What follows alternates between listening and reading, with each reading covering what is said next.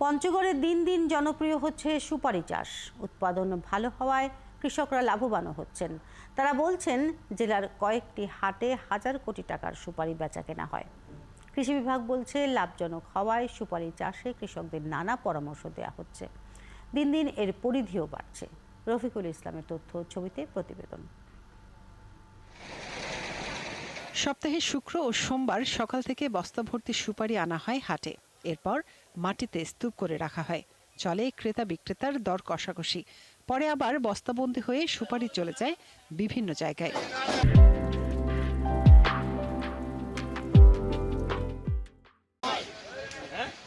পঞ্চগড় সদরের টুনির হাটে সপ্তাহে দুদিন বসে জেলার সবচেয়ে বড় এই সুপারির হাট, যেখানে বেচাকেনা হয় প্রায় 2 কোটি টাকার সুপারি।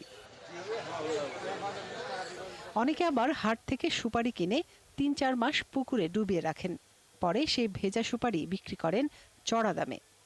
এই সুপারিগুলো আমরা কৃষকের কাছ থেকে কিনতেছি, কেনার পরে যখন পুঁতে রাখবো, পুঁতে রাখার পরে যখন দাম বাড়বে তখন আমরা বিক্রি করবো। আমরা বাজার থেকে এগুলো কিনে নিয়ে আসি পাকা সুপারি, আমরা পুকুরে ভিজাইছি সীমিত লাভের জন্য। আর কিছু লাভের জন্য আমরা মাস তিনিক পরে 3 মাস পরে আবার তুলে বিক্রি করবো। টুনির হাট ছাড়াও অন্য 4 উপজেলাতেও বসে 7টি হাট। কৃষকরা বলছেন, গত বছর প্রতি পণ সুপারি 400 থেকে 600 টাকা বিক্রি হলেও এবার দাম কমে গেছে। আগের বছর কিনছি আমরা 4 থেকে 500 টাকা পণ সুপারি কিনছি আমরা।